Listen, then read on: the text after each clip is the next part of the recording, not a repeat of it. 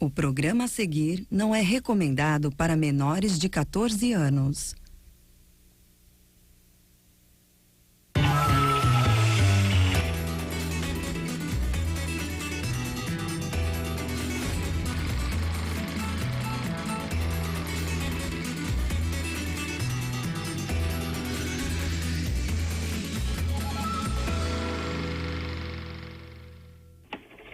Imara Reis é formada em letras e com pesquisas acadêmicas na área de atuação. É uma atriz consciente e questionadora do seu ofício. No currículo, quase 40 filmes. Trabalhou com Carlos Reichenbach em filme Demência, Sérgio Bianchi em Romance e com Alain Fresnot em Família Vende Tudo.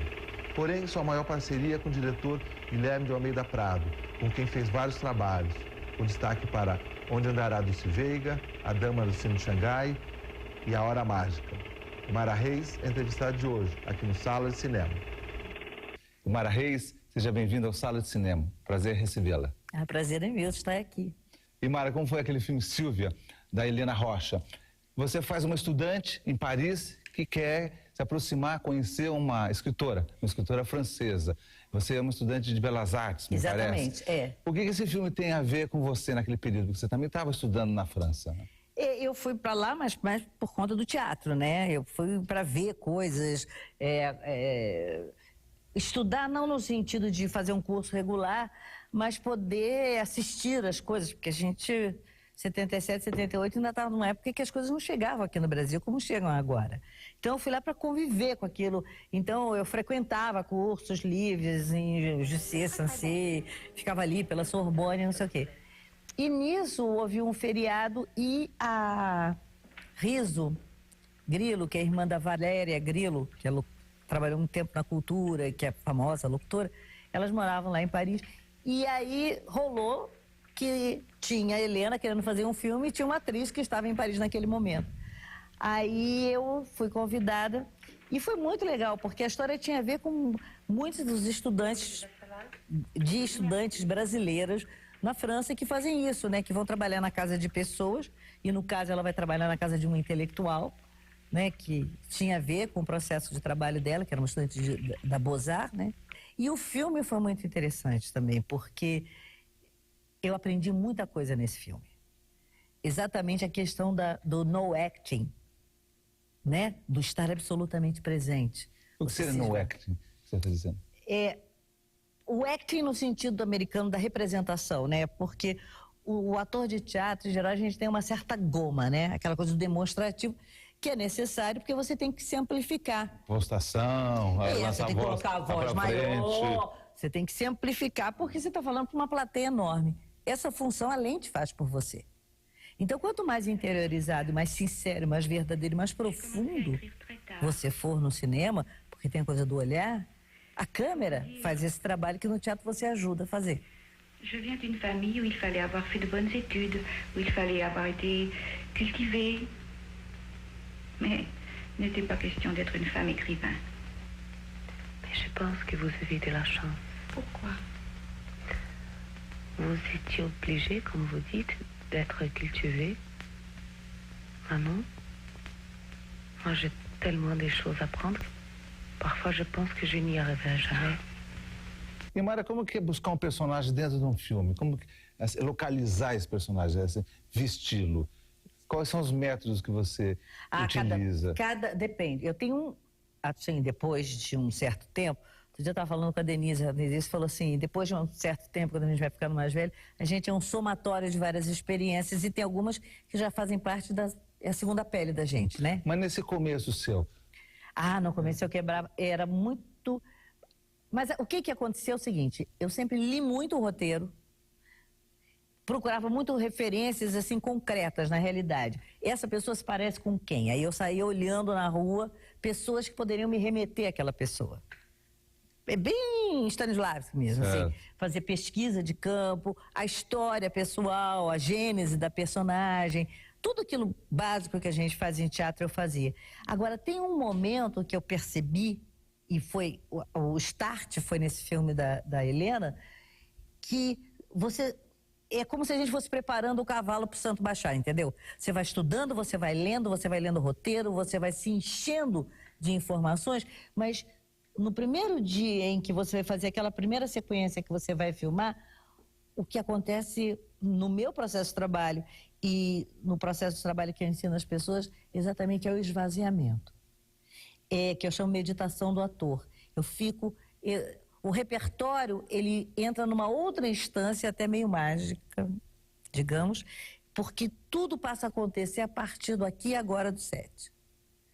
E aí surgem coisas fantásticas, surgem movimentos fantásticos, surgem movimentos, intenções que você... As informações ficam lá atrás e você vai lançando mão dessas informações, desses detalhes, elas vão acontecendo, conforme a necessidade. Exatamente, elas vão acontecendo conforme a necessidade. Vous voulez que je vous prépare quelque chose? Non, merci. Ce soir, je dîne en ville. Bon? Au revoir, Madame Ritter. Au revoir, Sylvia. Mas como é o seu processo de trabalho? Você é convidado para fazer um filme, você pega o roteiro, daí a partir daí, como que é? Você lê, obviamente, mas como vai surgindo o personagem? Você sai a campo para pesquisar, você lê, me conta disso. Varia. Vamos pegar exemplos de filmes seus para a gente falar disso. Por exemplo, tem filme que, por exemplo, o primeiro longa que eu protagonizei, que foi o filme do Guilherme, O Flor do Desejo. Esse filme ele é um corte epistemológico, digamos, na minha vida, porque eu estava chegando de Nova York. Antes da flor, depois da flor. Depois da flor, a FDF. Eu estava chegando de Nova York, não sei o quê, e a Tânia estava hospedada na minha casa. Tânia Alves. Tânia Alves. E aí a Tânia falou assim, eu me convidaram para fazer um filme, mas eu estou num outro momento que eu vou fazer umas outras coisas, e eu acho que eu não vou poder aceitar. E eu queria que você desse uma lida para ver, porque eu acho ele muito parecido com tudo que eu fiz ultimamente. A gente, ator, gosta de diversificar personagens, né?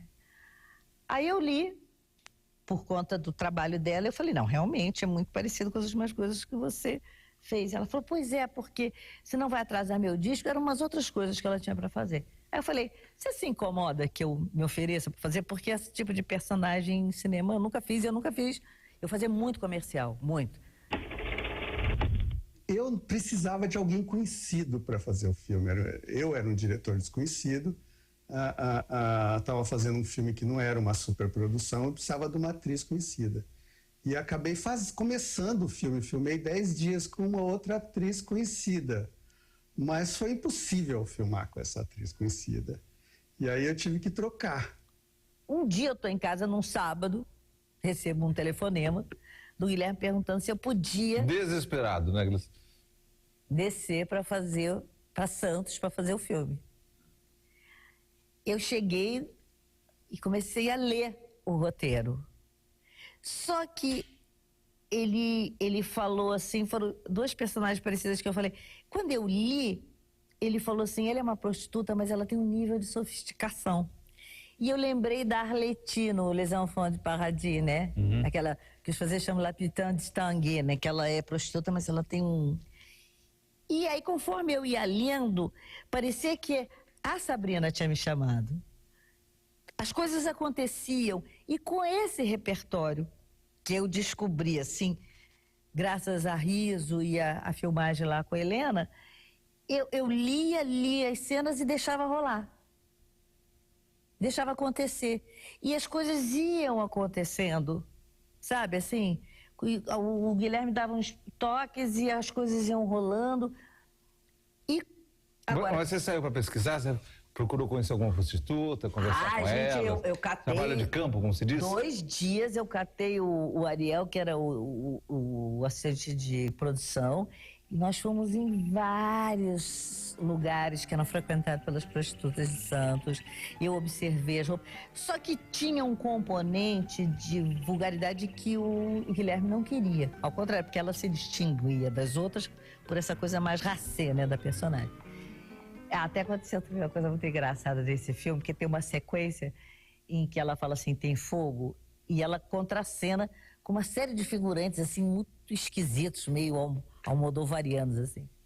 Aí a Ivonete, que era uma prostituta que ficou minha amiga, ficou de minha consultora. Eu não vou esquecer dela. Que eu conheci, que o Ariel me apresentou, falou, arquiteta Ivonete, que ela vai te dar uma força, não sei o quê. Preparação de atriz.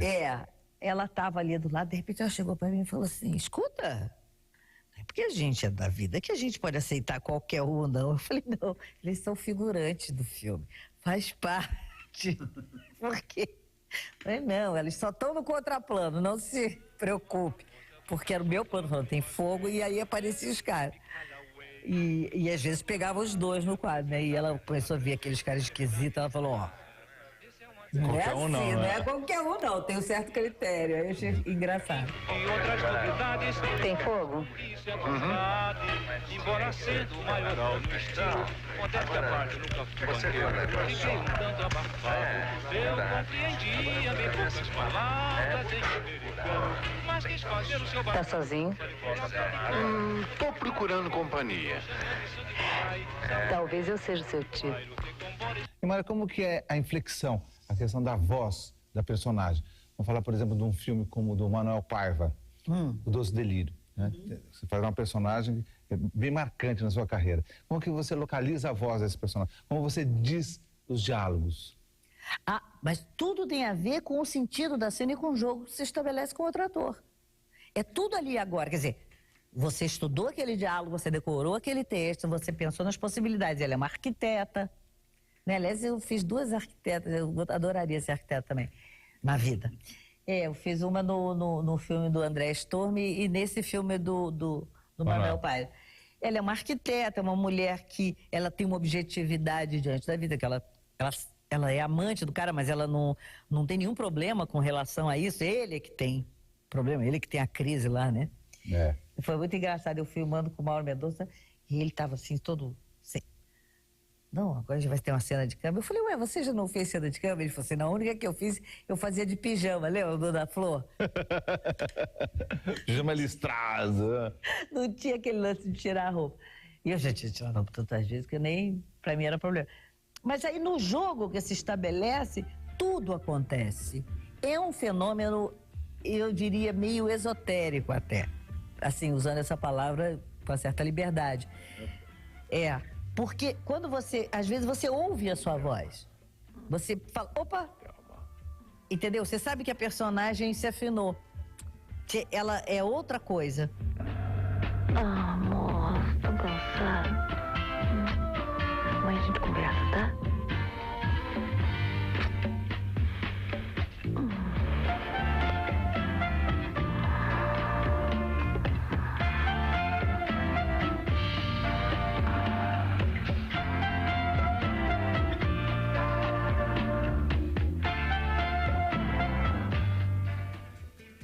Como são participações tópicas, não são personagens de grandes voos psicológicos, grande profundidade, você trabalha um pouco dentro do tipo, mais do que do caráter.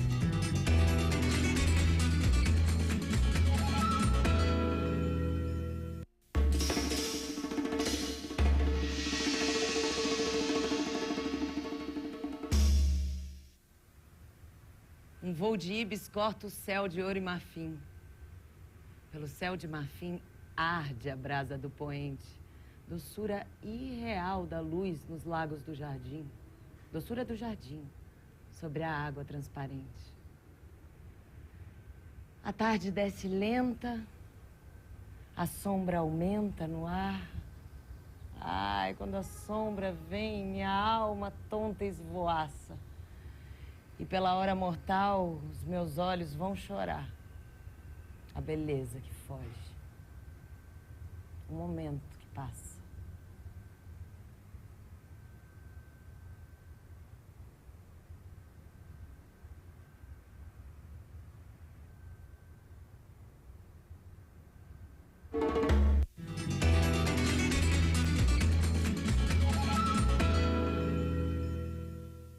A Aimara é uma atriz muito boa.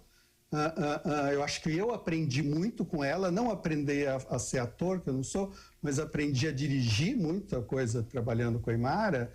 E ela é uma atriz bacana porque ela tem uma mistura de intuição com um lado racional dela.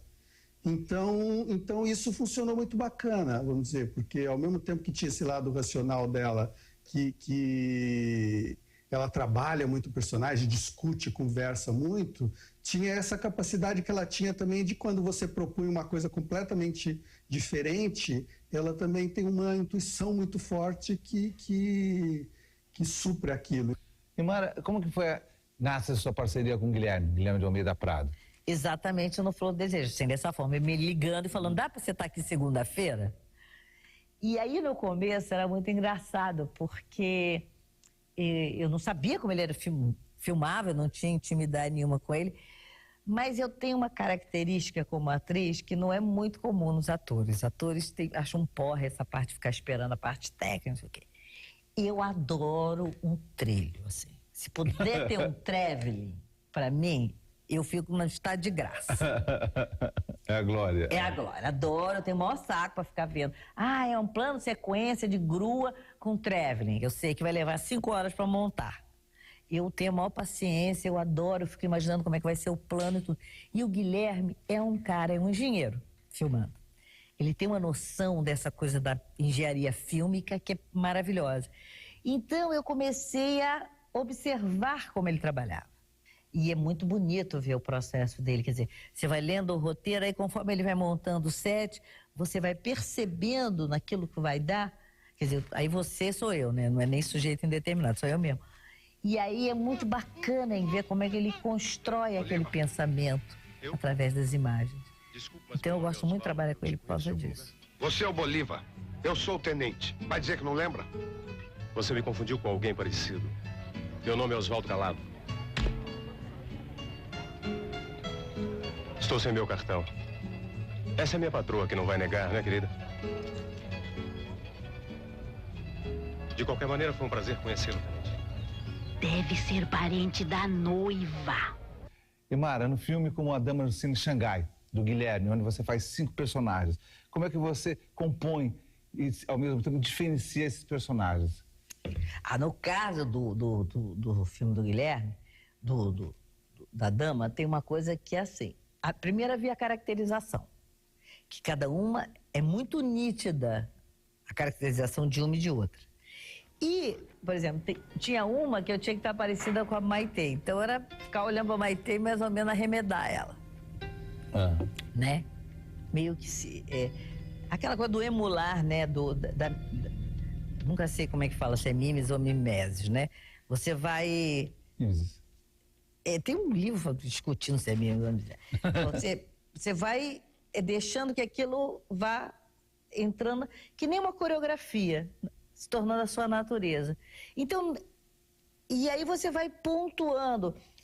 Às vezes, por exemplo, eu falo assim eu tenho isso muito com os diretores. Eu trabalhei com um diretor lá no Ministério para a França, que eu falei para ele, que foi a segunda prostituta, que ele falou, ela é inimputável de Tanguay. Aí eu falei, Arletty, porque a gente também trabalha muito com esse negócio do repertório cinematográfico. Referência. Então, dessas 5, essa remete a quem? Essa é um pouco que nem... Até umas coisas assim... Mônica Witt, como você falou. É que nem Mônica Witt. Então, a loura, tipo, não é a Marilyn Monroe, é aquela outra, a Jane Mansfield. Aí você já coloca a coluna como ela, entendeu? Já tem um olhar assim, ou Lana Turner. Aí você já tem esse repertório cinematográfico. A partir desse gancho externo, você permite que aquele ser que elas são... É que nem criança, mente que, né? Eu tinha uma sobrinha que falava quando era pequena, ela falava assim, mente que a gente foi para Itaipava. Então era verão no Rio de Janeiro e ela começava a sentir muito frio. Tinha um casaco, que ela estava em Itaipava, ou em Petrópolis, já, né, Alto da Boa Vista. Você brinca de faz de conta.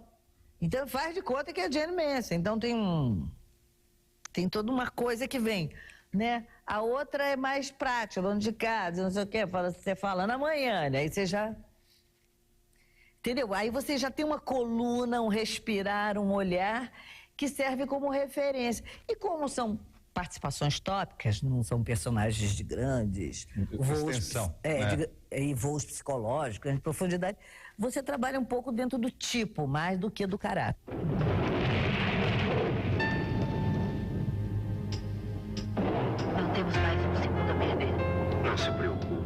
planejado nos mínimos detalhes.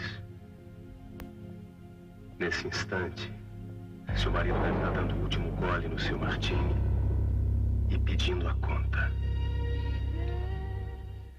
Imara, como que é, por exemplo, Um Sonho Sem Fim? Um filme onde que é uma história sobre personagens reais, né? É uma reprodução de um fato, né? do cineasta Eduardo Abelim.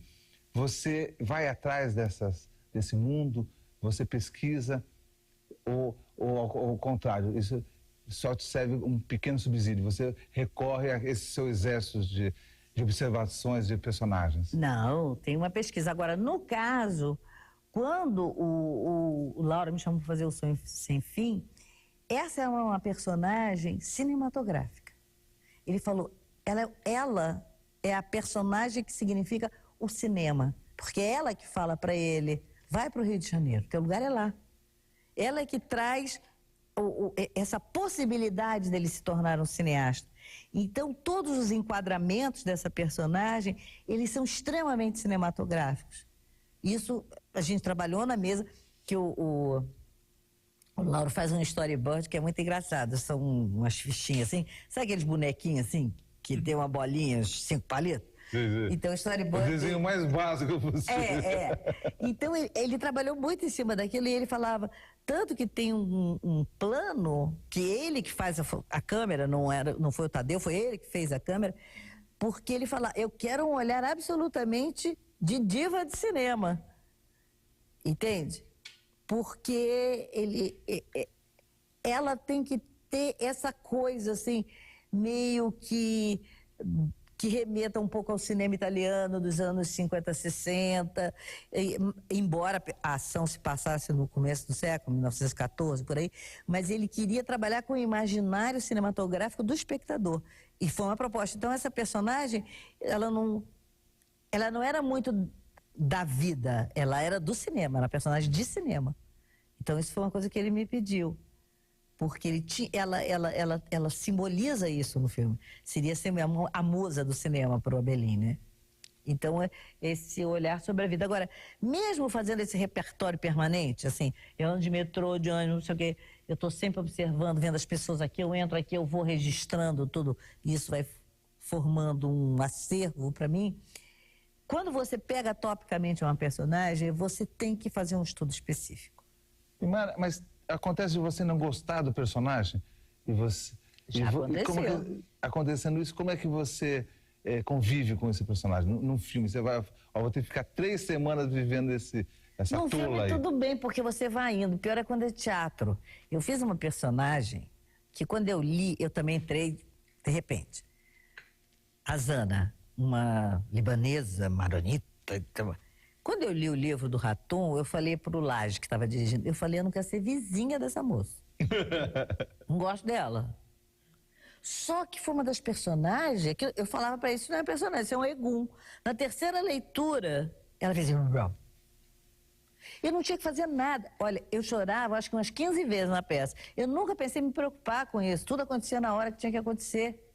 Eu sabia que eu era um cavalo ali. Entendeu? Que ela tinha vida própria. Eu não precisava fazer nada. Ela só... Eu me preparava, eu punha a peruca, não sei o que, terminava a maquiagem. Tinha uma sobrancelha que eu fazia, que era uma sobrancelha assim bem, né, do Oriente Médio, aquela coisa mais grossa, não sei o que. A minha primeira frase na peça era Elisandro, até hoje, eu posso fazer a Zana aqui, porque ela é danada, ela é um egum. Se eu falo assim, Elisandro por aqui, ela já vem. Você fazendo, ela aparece em qualquer lugar. Se apresenta. Acho que por um lugar dela, ela fica dando pinta assim, toda hora. Quer ler a sorte, moço? Maldito seja aquele que ignora uma cigana, hein? O que você quer? A mão. Coloca aqui todo o dinheiro que teu coração mandar. Eu já sabia. E que venha de dentro. E Mara, como que é você fazer um filme e você ter uma visão da personagem e o diretor ter outra visão? Isso já aconteceu também. Como se resolve isso? Ele ganha, né? Não, às vezes tem solução conciliatória. Você vai descobrindo aspectos daquela personagem, Porque também tem um lado que existem diferentes formas de prazer. E uma delas é a passividade. Você entregar-se, né? Por exemplo, no filme do Alain, ele sabia exatamente o que ele queria da personagem. Então, do Alain Fresnot? É. A família... A família vende tudo. E eu tive que procurar nesse repertório que eu tinha, né, de observação, uma forma de dizer que correspondesse àquele desejo do Alain. Que quando eu li, eu fui para um lado. Aí ele falou, não, eu quero outra coisa.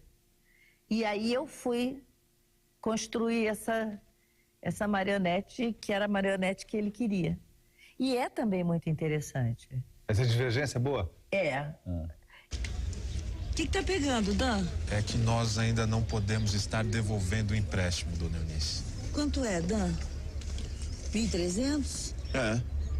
Tá, faz assim. Paga tudo no aluguel. Ok? Pode ser, amor? Tá bom pra você, campeão? E ele topou.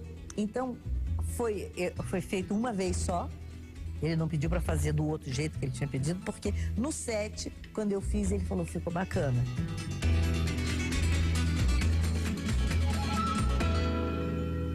Autor de mais de 70 livros, o gaúcho Moacir Scliar é um exímio contador de histórias. Maria da Silva, branca, solteira, 26 anos, esquizofrênica. E essa ideia, assim, de que para o livro não havia limites, né, correspondia, né, também à certeza que ela tinha de que para os filhos, né, dos imigrantes, né, a melhor maneira de abrir caminho no novo país era através da educação, através da cultura, né, e o livro era o símbolo disso. Mas se a literatura é tão importante assim para você, por que você não larga a medicina? Porque não há motivo. Não havia oposição entre medicina e literatura. Eu não sentia necessidade de escolher. Eu percebi que eles tinham sim levado as moedas embora. Mas a história e a inspiração para contá-la, não.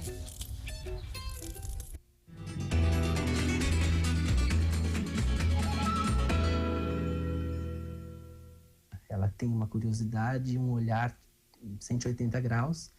E, ao mesmo tempo, ela é despachada, ela é à vontade, ela é extremamente acolhedora, extremamente generosa, extremamente brincalhona. O humor da Aimara é um dos capítulos à parte em qualquer conversa sobre ela que se preze, porque a Aimara é uma pessoa que tem no humor uma chave de vida. Aimara, como é fazer comédia? Você fez, por exemplo, Jardim de Alá, do grande Davi Neves. Como que era trabalhar com ele, fazendo uma comédia? Olha, o Davi, eu costumo dizer que não existe ninguém mais Davi Neves do que o Davi Neves, porque o Davi era uma pessoa completamente... não dá para comparar com ninguém, era uma pessoa muito específica, né? O Davi era um cara que ele vivia no universo paralelo. Primeiro porque, assim, ele tinha um jeitão todo assim, aparentemente meio tosco de ser, e era um príncipe. Sabe quem que a gente poderia mais ou menos fazer uma analogia? Só que Davi modelo carioca, com o Plínio Marcos. Quem conhecia o Plínio sabia que ele era um príncipe, né? É verdade. Assim, aquela pessoa de uma sutileza. O Davi também assim, mas para quê? Para uso externo, era uma pessoa meio tosca, meio assim, né? E o Davi, ele era muito curioso porque ele já entregava... Por um lado, ele sabia muito o filme que ele tinha na cabeça. Porque ele tinha uma cultura cinematográfica absurda, que nem o Guilherme, assim. Mas, ao mesmo tempo, ele deixava o filme correr muito frouxo, que ele batia muita bola com o Delpino, que era assistente, não sei o quê, né? Mas ele tinha... Uma vez, eu estava reclamando com ele, eu falei assim, Davi, esse plano tá muito feio. Ele falou assim, Mara, vou explicar uma coisa. Todo filme é a cara do diretor. Eu sou feio, meu filme é feio. O dia que você seja bonito, você vai fazer um filme bonito. Entendeu? Mas aí, 2 dias depois, ele chega para mim com o maior assanhamento e fala assim para mim, olha esse take, tem tudo que você gosta. O quadro todo significa, tem percurso visual da narrativa. Recurso visual da narrativa é legal, hein? É cheio, porque eu tava do lado de uma mesa assim, e aí a câmera corrigia para um relógio, meio marimbado, sabe, umas coisas assim. Ele falou assim, cheio de conteúdo, cheio de analogia, o quadro é bonito, do jeito que você gosta. Quer dizer, ele tinha essas delicadezas, e assim, que viam extemporâneo mesmo, do nada, né? Assim, não tinha a menor necessidade de fazer um plano para me agradar.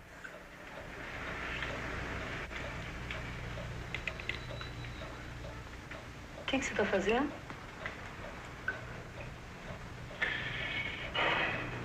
Eu não tenho coragem para fazer isso. Graças a Deus, Flávio. Nós não somos criminosos. Assim é que deve ser. Nós somos gente de bem. Essa coisa de deixar solto, correr solto o filme. O ator não prefere, ou você não prefere alguma coisa mais que te dê um amparo, né? Te dê uma linha, um parâmetro? Não, sim, não, mas parâmetro tinha. Agora, por exemplo, nesse filme, que também tinha algumas coisas de produção, porque aqui no Brasil, o diretor, ele participa diretamente da estrutura de produção. Ele não é um cara que vai pro set só tendo que se preocupar, pelo menos nesse tipo de cinema, só com o filme dele.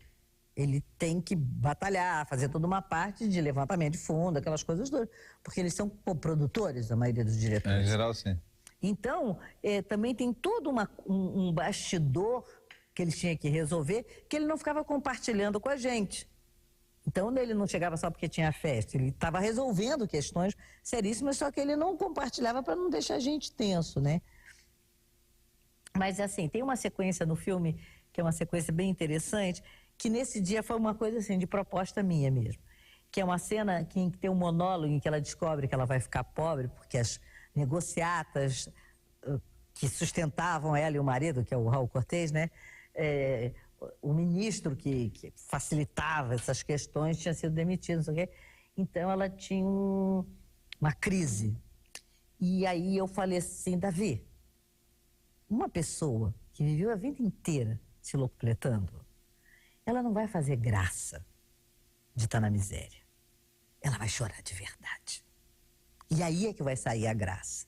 Porque ele queria que eu fizesse uma coisa meio afetada, mais bicha. Eu falei, não. Veja ela em prantos. Porque ela tinha frases absurdas, tipo assim, nem que eu tenha que me associar a um bandido desse. E ela falava de bandido que já tinha morrido, sabe? A pessoa tão alienada, que não sabe em que planeta tá. Então ela falou, nem que eu tenha que me associar ao cara de cavalo. O cara de cavalo já tinha morrido a sério. Eu falei, mas se ela falar isso sério, vai ficar mais engraçado. De verdade, assim, como se fosse um filme do Bergman. Aí ele falou, tá, então vai. Mas teve aquelas coisas também de cinema brasileiro, assim, eu tinha que tomar um uísque e fazer som direta, aí fazia barulho. Aí puseram uma coisa aqui para amortecer o som. Mas aí, quando levantava o copo, aparecia. Então, saiu meio misturado, essa coisa psicológica que eu propus, com o estado de estar achando engraçada a condição técnica, que até acertar, né, tem o lado de efeitos especiais, né? A gente, às vezes, até acertar os mecanismos, tudo. O filme ficou meio mesclado. E ele topou. Então, foi feito uma vez só.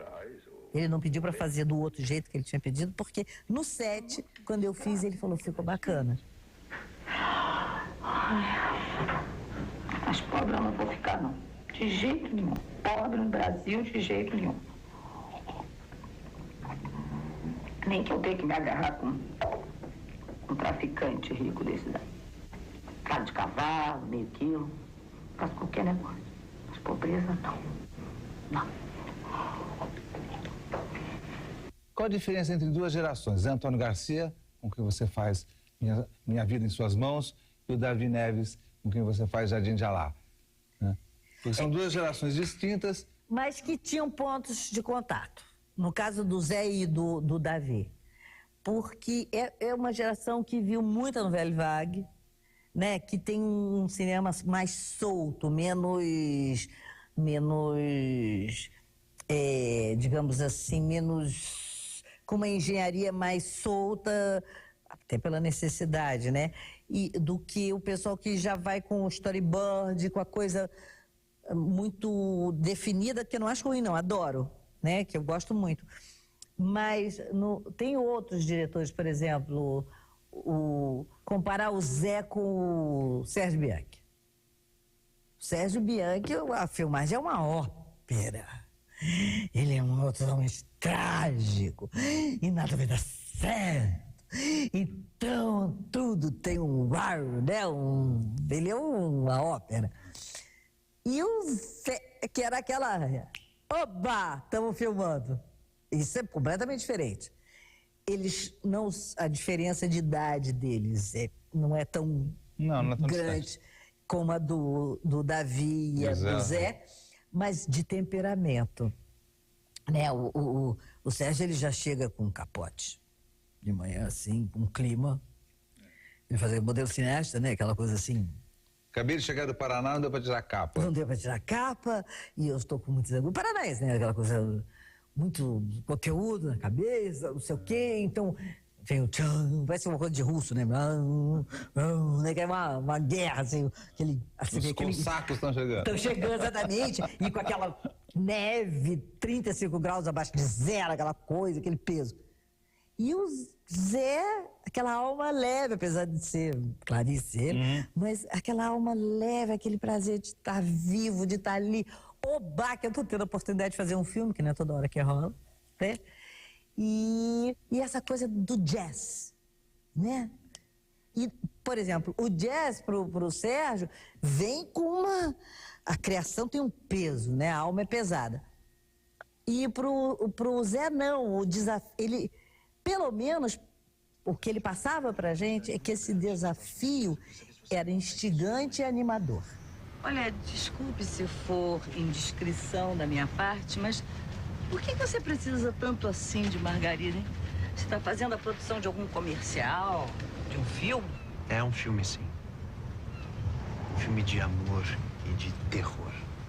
Nossa! Ai, deve ser um filme bárbaro, que é?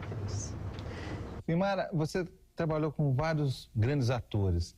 Eu queria ouvir você falar do Raul Cortez. O Raul era dessa turma da concentração. Ele tinha uma coisa. Agora, o Raul, ele não... O fenômeno fílmico para ele, essa parte chata do cinema, ele não gostava, não. Quer dizer, que para muitos atores é chato, para mim é sabe, assim... estão montando um trilho que vem lá de não sei onde, não sei o que, vai demorar. Eu fico na maior paciência, cochilo, vou lá ver como é que é. Tenho o maior prazer ver o cara pondo calça, e daí aquilo vai fluir, acho bárbaro aquilo. Ele não curtia. Essa engenharia, né? Essa engenharia, adoro. Raul já não gostava disso, ele era muito paciente, né? Ele queria, porque o calque do negócio do Raul era a atuação. Né? Ele não era nem muito preocupado com lente, com... Uma vez no filme do Davi também, esse dia a gente teve uma discussão. Porque ele falava assim, eu não vou conseguir andar no ritmo do trilho. Aí eu ouvi o Davi falar assim, então a gente não vai fazer um traveler, a gente vai fazer uma panorâmica. Eu quase arranquei os cabelos. Eu falei, o quê? Eu vou perder o traveler? E eu falei, não, você vai conseguir andar no ritmo do trilho, sim, senhor, gruda em mim. Que eu, por causa do comercial, né, andei tanto trilho que você aprende. Você aprende. Vendendo produto, respira nesse ritmo, né? Você vai, até os miquinha mestrado, né, comercial, você faz, sobe falando do produto, você, né, você sobe aqueles templos lá, de Maia, que está assim, falando do produto, sem perder o fôlego, você vai, linda, falando. Então, numa ficção, você já está super treinado para aquilo. Eu falei, gruda em mim, mantém distância de mim, não se preocupe com o trilho, porque eu vou andar no ritmo, entendeu? E a gente não vai perder essa coisa. Aí ele, quando eu comecei a discutir com ele, o povo, foi assim, sumiu todo mundo do set e falou, agora o bicho vai pegar, né? Porque, imagina com o Raul. Aí ele virou para mim. Aquele temperamento dele, né? E eu também estava me virando. Aí ele falou assim, olha, você não pode tratar assim porque eu tenho dificuldade com isso, porque você foi muito treinada com isso. Ele ficou manso. Mas por quê? Porque o Raul tinha uma coisa genial. Ele sabia que eu não estava tendo aquele ataque gratuitamente.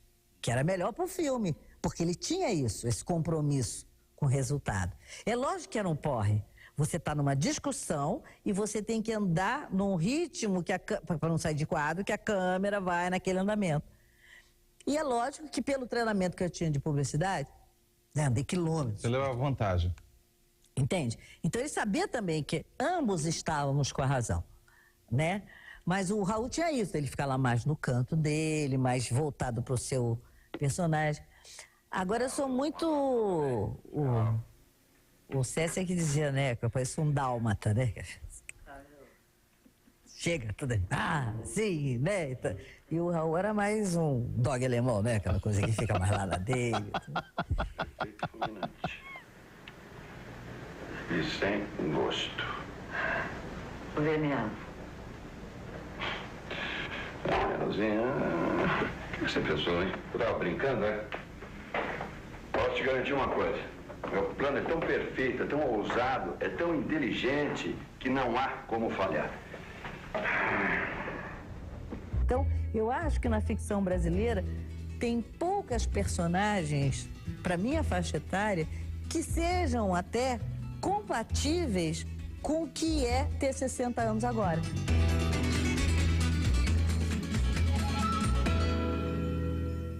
Na verdade, naqueles anos em que a gente teve que submergir, né? Eu emergi dentro das salas de cinema. Elvésio Raton nasceu em Divinópolis, no interior de Minas Gerais. Por ser militante de esquerda, na época da ditadura, se escondia da polícia dentro dos cinemas. Mas, quer dizer, a gente não tinha um Estado de Direito e eu cheguei no Rio de Janeiro, fui preso e fiquei numa barra pesada durante uns 40 dias. A ideia era como você saltar os muros do hospício, fazer imagens lá dentro e pular cá para fora e mostrar para a sociedade que tipo de depósito de gente que a sociedade criava. Ainda era uma época pesada, estou falando de 74. Nós somos muito torturados e continuamos sendo ameaçados o tempo inteiro. O cardeal disse para ele, mas me disseram que vocês se machucaram porque caíram da escada. Na verdade, o filme ele continua subversivo até hoje. Testando 104.5 Rádio Favela. A nossa onda tá no ar, hein?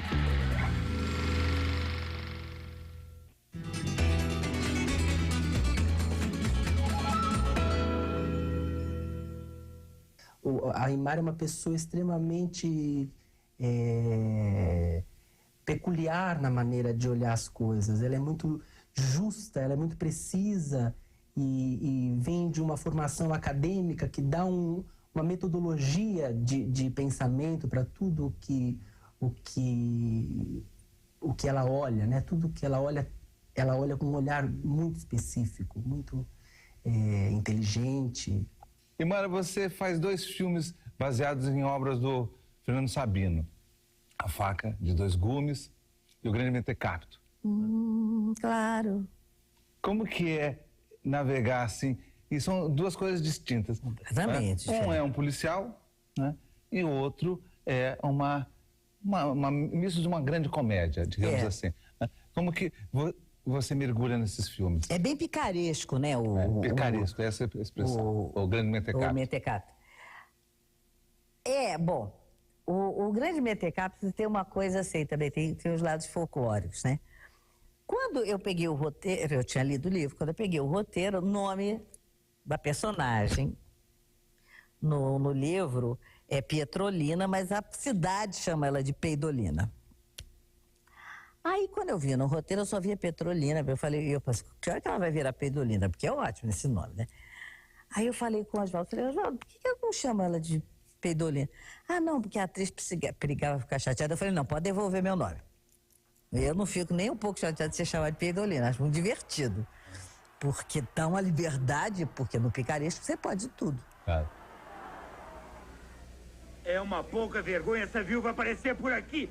Sua desavergonhada! Se você quer dormir com seu marido, ele tá lá no cemitério te esperando. Quero sim, Genésio. Prefiro dormir com o defunto a dormir de novo com você. Juro que é pura invencionice dela.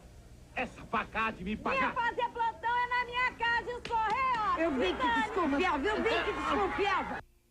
Agora, na Faca de Dois Gumes, eu tenho uma participação bem pequena, assim, e... aliás, eu ia fazer uma outra personagem, eu não pude fazer por causa de um compromisso que eu tinha de trabalho, que eu estava fazendo uma novela.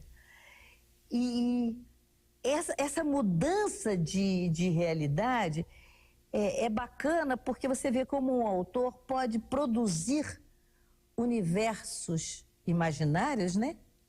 Tão díspares, isso é fascinante, né? O próprio Fernando, você conversando com ele, né, que ele era aquela pessoa alta, né, parecia que era um ser absolutamente hierático. Aí quando ele começava a conversar, ele era muito engraçado.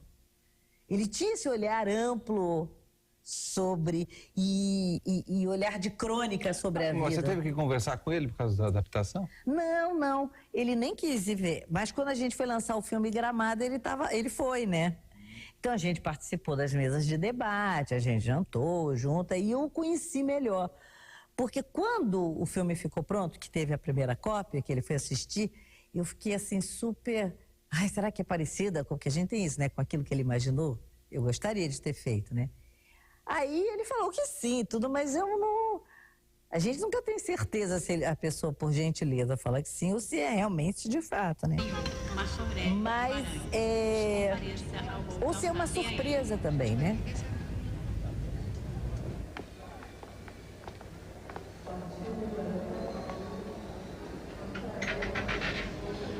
Eu fui chamado pelo alto-falante. Doutor Marco Aurélio? Sou eu mesmo. Um telefonema para o senhor. Guimara, até hoje pinta insegurança ainda na hora de que pega o personagem? Você sente, às vezes, o personagem escapar? Olha... Você vai atrás, te dá alguma necessidade, outras? Às vezes, sim. Já teve... No cinema, eu nunca passei por isso. Não é que eu seja campeã das seguras, não é isso. É porque esse fenômeno da entrega, eu faço todas aquelas perguntas antes, eu encho o saco, para não ter isso. Eu sou um porre. Eu pergunto, me alimento, para exatamente não ter essa insegurança. Mas ainda pinta insegurança? No teatro mais. Por que no cinema não?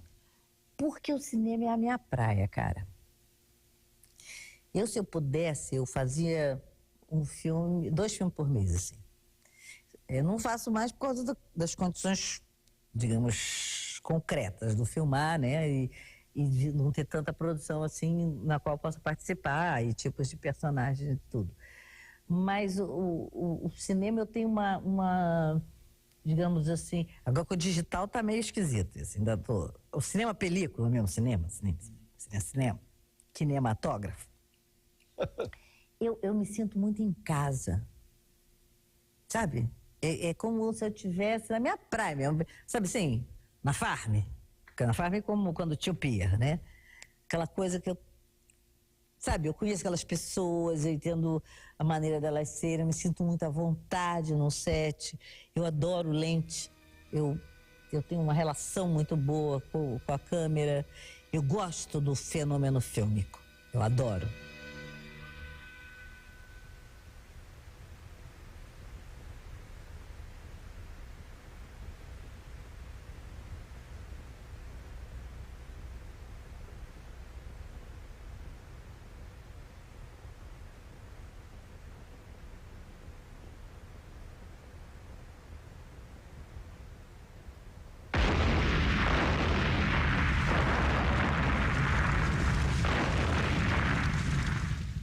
O teatro, eu acho que a coisa escapa mais. A decupagem me ajuda. Uma coisa que incomoda, por exemplo, uma coisa que o Raul incomodava, e o próprio Paulo também. Foi muito engraçado que uma vez o Paulo falou assim para mim, eu entendo, você sempre falando que adora filmar, uma coisa chata, aquilo tudo cortado, picotado, não tem fluxo. Eu digo, mas Paulo, eu adoro isso. E foi muito interessante, eu falei, um dia você vai fazer um filme que você vai gostar. E eu estava vendo ele naquele filme acho que foi o último que ele faz, em que ele faz uma personagem que já está velha, está no hospício contando uma história. Eu acho que é do João Fonseca o filme. É do João Fonseca, não. Não, ele é o... Ai, agora eu esqueci o nome do filme. E é baseado numa peça, A Máquina, eu acho. E que eu vi que ele estava gostando de fazer aquele filme. Porque é uma chave que a gente descobre dentro da gente e que leva a gente a gostar. Quando a gente percebe como é que essa coisa desse puzzle que é o cinema, que juntando isso com aquilo que vai dar aquilo outro, e a gente descobre como é que isso funciona, para muitos atores passa a ser um vício até. Eu costumo dizer que atuar é droga pesada, entendeu? Porque bate na veia mesmo, né? Quando a pessoa descobre aquilo, e no cinema, então é muito gostoso quando você entende esse processo. E aí é fascinante. Para me mandar alguma coisa, eu preciso prometer 1000 notas. Uma matéria que eu tô fazendo. Já ouvi no rádio. Interessante, mas barulhento demais. Eu prefiro o Chartreux, sabe? Que reste-t-il de nos amours? E Mara, como que é envelhecer, um ator envelhecer? Porque você já tem alguns anos de carreira, você fez personagens que eram muito jovens, e como que é a sua visão, sua e também em relação ao personagem? Às vezes você não se encaixa, ou seja, você acha que esse personagem eu não posso fazer mais, ou eu poderia fazer, o diretor disse, não, esse personagem não é para você. Ah, mas isso você vive cotidianamente. Por exemplo, independente se você estar mais velho ou não, eu no caso lá do filme do Sérgio Bianchi, que o Caio escreveu uma personagem para eu fazer, e eu acabei fazendo uma outra que eu não queria, que não era a personagem que eu gostaria mais de fazer. Na verdade, a personagem que eu gostaria de ter feito era a personagem que o Caio escreveu para mim e que acabou que eu não fiz. A Isa fazendo. Que acabou a Isa fazendo. Agora, eu acho que tudo na vida a gente tem que aprender a lidar com a frustração e com o limite, né? Outro dia, um amigo meu estava falando, ontem, estava falando, esse negócio de envelhecer é muito chato, que a gente tem isso, tem aquilo, tem aquilo. Eu falei, olha, eu lembro perfeitamente quando eu perdi os dentes aqui da frente, que eu tive febre, dor de cabeça. Eu acho que a vida é uma encrenca, né? O corpo humano é uma guerra civil para sobreviver, né? A gente tem catapora, sarampo, tudo. Cada fase da vida é um desafio para ver se você chega na outra, né? São degraus. Tem 1000... Então, eu tenho dificuldade em ver a vida assim, com um fator de limite pelo seguinte. Por um lado, eu tenho o exemplo da minha mãe, que morreu muito jovem. Minha mãe morreu com 55 anos. Por outro lado, eu tenho o exemplo do meu pai, que morreu com 97, ativo, lúcido, e só parou de trabalhar porque não dava mais.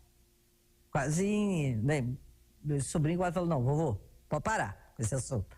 Entendeu? Não tem porquê. Meu pai trabalhou até os 95 anos de idade.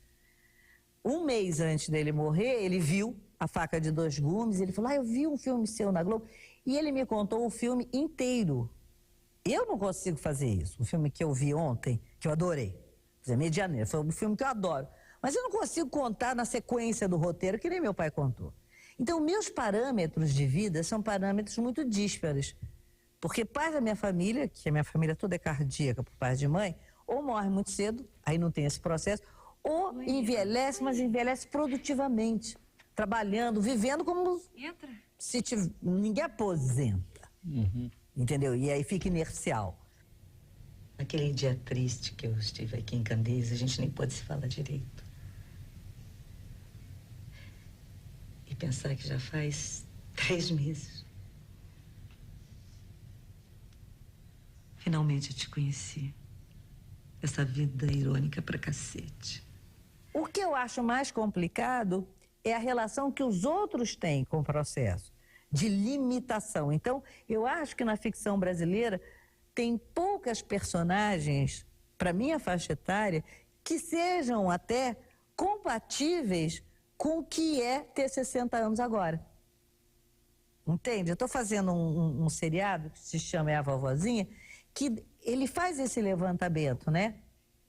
Porque, de repente, até a gente se deu conta, falou assim, nós estamos vivendo uma época em que as mulheres de 60 estão no poder, né? Você vê na Argentina, na Alemanha, no Brasil, né? A Hillary Clinton, né? Que são a minha geração de mulheres, ninguém aposentou, vai lá fazer tricô, né? Quantas personagens tem com esse perfil na ficção? Quase nada. Quase nada. Então, eu acho que os autores não estão acompanhando a vida como ela está. Então, isso tem um fator de redução, porque a ficção está um pouco aquém da realidade, né? Isso eu sinto.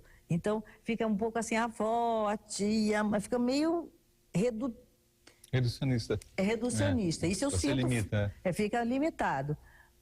Porque parece que ela é sempre... Mas isso a mulher, em geral, tem isso.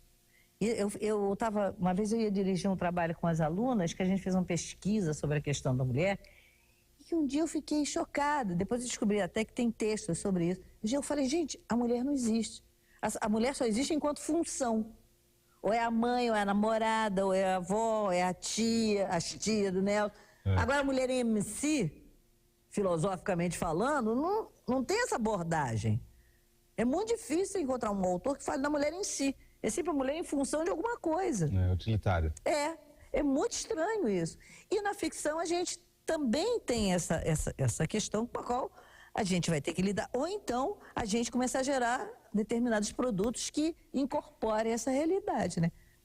Escrever a gente mesmo, mulheres dessa... Partir para o ataque. Para a construção, talvez seja o né? Caminho. Exatamente. Tomar... Não ser vagão, ser locomotiva, né?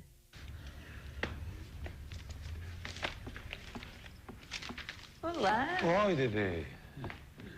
E aí, como é que foi a viagem? Foi ótima. Eu levei um bolo de minha cliente no primeiro dia, dormi dentro do carro, tomei banho no banheiro de um botequim e depois conheci alguém. Uma mulher. Nina. Essa história tá ficando interessante, mas depois você me conta isso direitinho, porque agora eu só vim aqui para pegar esses papéis. Até mais. Até mais. Mara Reis, muito obrigado pela sua entrevista aqui no Sala Cinema. Foi um grande prazer. Eu também. Obrigada pelo convite. Obrigadão. Até o próximo Sala de Cinema, conta as histórias e personagens do cinema brasileiro. Até lá.